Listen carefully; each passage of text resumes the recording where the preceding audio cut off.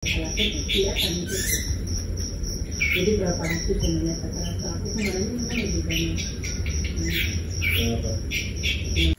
Assalamualaikum warahmatullahi wabarakatuh. Apa kabar teman-teman semua? Semoga sehat selalu dimanapun berada. Nah, di konten kali ini saya akan membahas tentang burung murai batu fight tertinggi. Jangan didekatkan dengan burung-burung masteran yang suaranya mengancam. Karena kalau misalkan dia sudah mempunyai fight tertinggi, kita dekatkan dengan suara yang tembakan, suara yang tembakannya mengancam, nanti malah dia akan tersulut emosinya.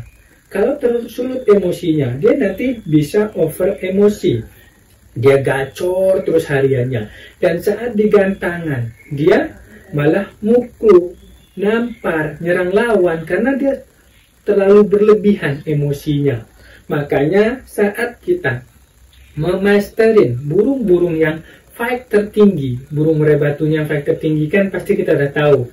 Burung murai batu yang fight tertinggi itu dia cepat tersulut emosinya. Kalau di rumah dia bongkar-bongkar isian, terus ada suara bisa berisik sedikit dia langsung nembak dan lain. Kita suetin misalkan gitu dia langsung langsung seperti itu. Itu burung-burung fight tertinggi. Nah, di sini jangan kita dekatkan dengan masteran-masteran yang suaranya ancaman yang saya bilang tadi, seperti pentet atau cendet. Nah, pentet atau cendet ini kan burung-burung fighter juga, teman-teman semua. Kalau misalkan didekatkan, dia nanti malah akan nyerang. Walaupun nggak ngelihat, burung murai batu itu tahu jauh atau nggak nih masteran.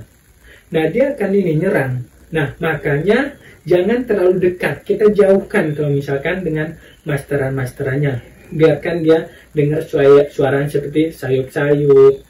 Suaranya itu jangan terlalu dekat. Nah, selain pentet ada Sri Gunting. Nah, Sri Gunting ini kan juga suaranya mengancam, teman-teman. Mengancam, dia menekan. Misalkan cici tembakan atau apa, dia mengancam.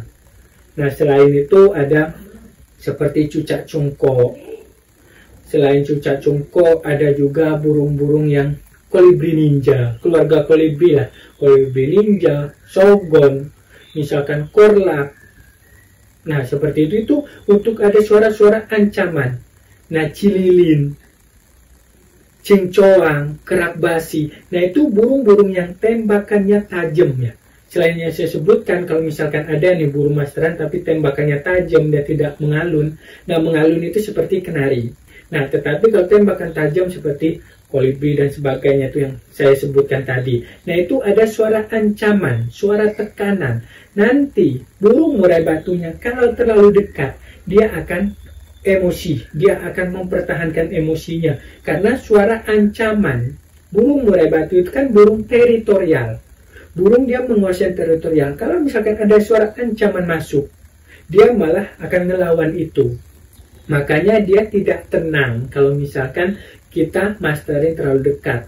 Kita jauhkan aja supaya sayup-sayup, dia mendengar lah. Dia dengar nih. Pendengaran burung murai batu itu kan semua burung lah, itu tinggi.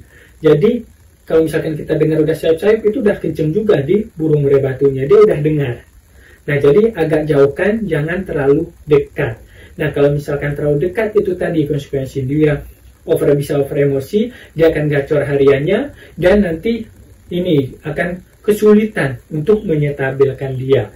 Nah, selain kita memasterinya dengan burung asli, kita memasterinya dengan MP3, juga jangan terlalu kencang, pelan-pelan, yang seperti sayup-sayup. Nah, seperti itu.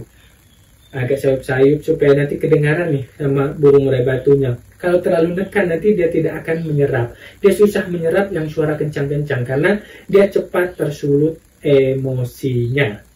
Nah, ini khusus untuk burung-burung murai batu yang fight tertinggi, cepat gacor, kita jauhkan dari itu teman-teman semua. Karena nanti kalau misalkan untuk digantangan kurang bagus ya. Kita mempunyai burung-burung yang di rumah gacor, bongkar isian dan sebagainya itu kurang bagus.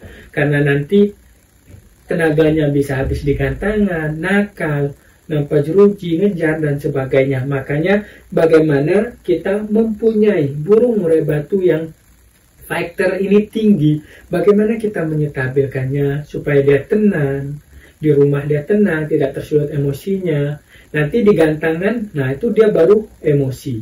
Nah seperti itu teman-teman semua. Jadi dalam hal merawat burung murai batu yang fighter tinggi ini juga harus kita perhatikan hal-hal itu. Selain kita memperhatikan seperti jangan terlalu dekat dengan burung murai batu lainnya, jangan. Nah kalau misalkan bagusnya burung-burung yang fighter tinggi ini nunggal, nah seperti itu. Kalau misalkan kita mempunyai banyak burung murai batu, selain masteran, burung murai batu lainnya kita jauhkan. Jangan terlalu dekat menempel saja. Kalau menempel saja dia pasti akan tersulut emosinya. Nah, burung murai batu ini itu dia tahu teman-teman semua dekat atau jauhnya. Kalau dia dekat itu biasanya dia tahu burung murai batu itu, oh masteran saya ini dekat, dia tahu.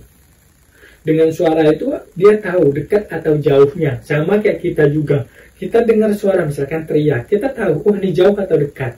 Nah, seperti itu. Makanya kita jauhkan dari hal-hal seperti itu supaya burung murai batunya stabil.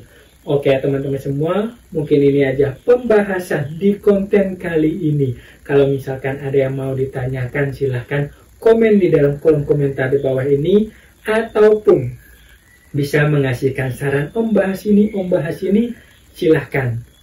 Dan juga bisa WhatsApp saya, nomornya ada di deskripsi. Terima kasih banyak. Yang baru bergabung silahkan subscribe, like, dan share jika bermanfaat. Dan tonton video-video saya sebelumnya. Tunggu konten-konten saya selanjutnya. Terima kasih banyak. Salam sukses semua. Wassalamualaikum warahmatullahi wabarakatuh.